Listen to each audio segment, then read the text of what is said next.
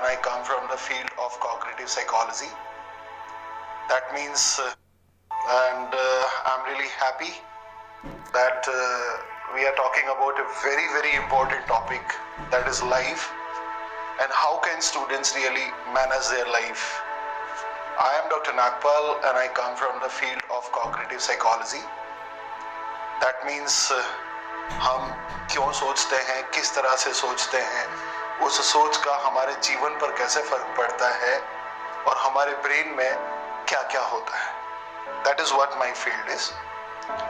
We are working on a very, very important topic or very, very important subject, that is brain gym, which means क्या हम student के brain को control कर सकते हैं?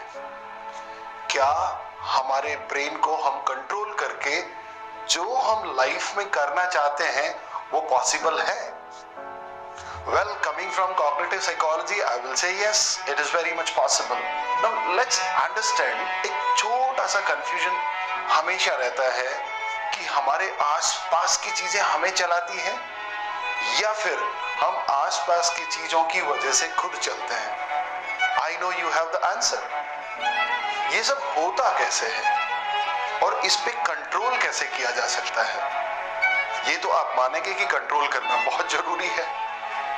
आज के समय में जब डिस्ट्रैक्शंस या फिर ये कहूं कि कंसंट्रेशन को डिस्टर्ब करने वाले एलिमेंट्स इतने अवेलेबल हैं कि कई बार तो ऐसा लगता है कि साइंस भी फेल हो रही है. But science has never given up. कुछ एग्जाम्पल से थोड़ा सा इस बात को समझते हैं. आपने सुना होगा कि उसका गुस्से में चेहरा लाल हो गया, डर के मारे चेहरा फक पड़ गया. तो ये चेहरा लाल होना, चेहरा सफेद होना, क्या ये चेहरा डिसाइड करता है? No, it's not decided by the face. It is our brain. हमारा ब्रेन हमारे जीवन में होने वाली हर गतिविधि, चाहे हम करते हैं चाहे सोचते हैं, सबको कंट्रोल और रेगुलेट करता है. So the basic question comes, अगर हमारे ब्रेन को कंट्रोल किया जा सके तो क्या हम हमारी लाइफ को कंट्रोल कर सकते हैं? क्या हमारे स्टूडेंट्स के ब्रेन को आज हम उस लेवल पर कंट्रोल कर सकते हैं कि इतने बड़े डिस्टर्बेंस, इतने मैसिव डिस्ट्रैक्शन के बावजूद वो स्टूडेंट अपना लाइफ में सक्सेसफुल हो सकता है? So the answer is yes. थोड़ा सा ब्रेन के पास में चलो. ब्रेन एक कंसोलिडेटेड ऑर्गन है. बहुत सारे इसके पार्ट्स होते हैं.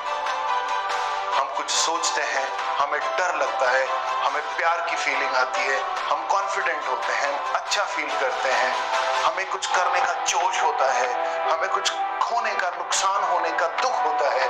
ये सारी की सारी चीजें हमारे ब्रेन के अंदर अलग अलग हिस्से कंट्रोल करते हैं. तो क्या इन सारे इमोशंस को कंट्रोल किया जा सकता है? भारतीय इतिहास इस बात का गवाह है कि बहुत बड़े बड़े योगी जिन्होंने अपने मेडिटेशन के बल पर ये ताकत, ये शक्ति हासिल करी कि उन्होंने अपने ब्रेन को कंट्रोल किया. 1975 के अंदर ग्लोबल मेडिकल न्यूरोलॉजिस्ट साइंस भी इस पे वर्क किया और एक बहुत बड़ा इनोवेशन हुआ जिसे हम बोलते हैं बाइनोरल बीट्स, मतलब acoustic therapy of the brain.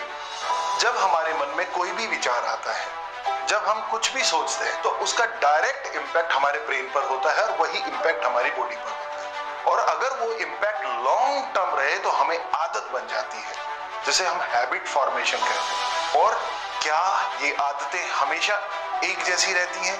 Science कहती है कि ऐसा नहीं होता. We can always change our habits. बचपन से लेकर सफलता प्राप्त करने तक व्यक्ति बहुत सारे रास्तों से गुजरता है, बहुत सारे डिस्ट्रैक्शन से गुजरता है. और अगर इन रास्तों में वो अपने ब्रेन पर कंट्रोल कर पाता है तो लाइफ में सक्सेस जरूर मिलती है. इस पे कंट्रोल कैसे करें?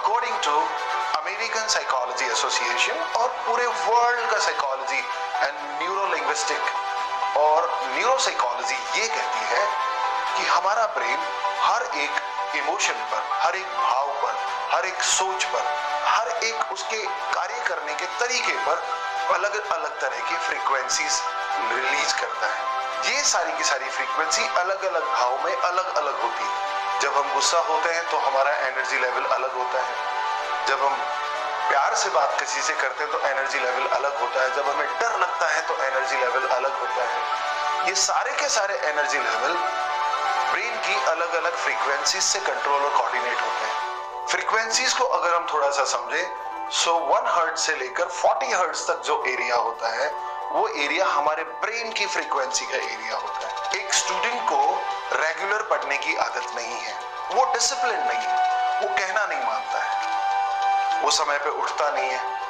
तो ऐसा नहीं है कि वो ऐसा नहीं करना चाहता। ऐसा इसलिए है क्योंकि उसके ब्रेन की केमिस्ट्री, उसके ब्रेन के केमिकल्स, उसके ब्रेन के हार्मोन्स, उसके ब्रेन का रिस्ट्रक्चरिंग ऐसा हो रखा है कि उसे उसमें कंफर्टेबिलिटी फील नहीं होती। और इस ब्रेन जिन के प्रोग्राम से हम उसी बाइन्यूरल बीट से उसके ब्रेन को उस लेवल पर लेके आते हैं कि उसे अच्छा लगने लगता है। इसे हम बोलते हैं ब्रेन जिम। उदाहरण के तौर पर, जब आपसे कोई अच्छे से बात करता है, जब आप कंफर्ट फील करते हैं, तो आपके ब्रेन के अंदर एक केमिकल रिलीज होता है, उस केमिकल को बोलते हैं सेरोटोनिन। अगर आप खराब फील करते हैं तो आपके ब्रेन के अंदर एक केमिकल रिलीज होता है जिसे बोलते हैं कार्टिसोल्स। जब कोई बच्चा गुस्से में होता है, चिड़चिड़ाहट में होता है, तो उसका ब्रेन का एक ऑर्गन है जिसे हम बोलते हैं एमिग्डाला और हाइपोथैलेमस। ये दोनों एक ऐसा केमिकल रिलीज करते हैं जो अल्ट में ग्लूकोकॉर्टिकॉइड्स बनाता है, और जब वो ज्यादा शरीर में एक्यूमुलेट होता है तो उसकी आदत बन जाती है। अब 2 तरीके हैं, या तो जो वो केमिकल ज्यादा बन गया उसे आप निकाल दें, या फिर हमारे ब्रेन पर हम वर्क करके उस केमिकल को कंट्रोल कर लें।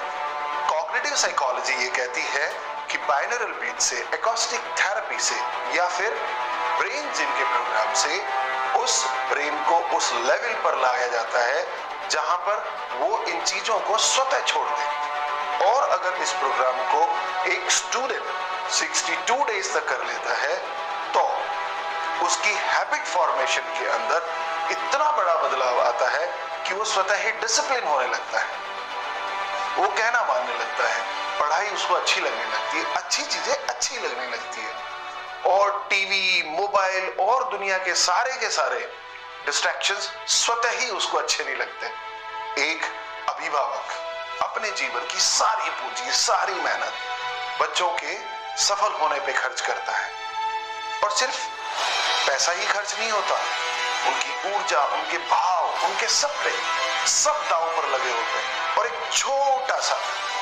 ब्रेन स्ट्रक्चर को नहीं होने की वजह से वो सारा का सारा, सारी एनर्जी, सारा पैसा, सारा इमोशन एक प्रकार से खत्म हो जाता है। आपके इसी ध्येय को ध्यान में रखते हुए हमने ये डिजाइन किया कि हम स्टूडेंट के ब्रेन पर वर्क करें। ये एक 50 इयर्स की साइंटिफिक एविडेंस का कमाल है। ये मोर देन 300 ब्रेन रिसर्च के बाद में इस प्रोग्राम को बनाया है। इस प्रोग्राम से ऑटोमेटिकली स्टूडेंट्स के बिहेवियर में एक अमेजिंग चेंज आता है, एक मिरेकलस चेंज आता है, और वो लॉन्ग टर्म के लिए अपने ध्येय के प्रति प्रतिबद्ध हो जाता है। Coming from the cognitive psychology, I would strongly recommend कि हर एक अभिभावक इस प्रोग्राम में अपने स्टूडेंट्स को पार्टिसिपेट करवाए। Thank you.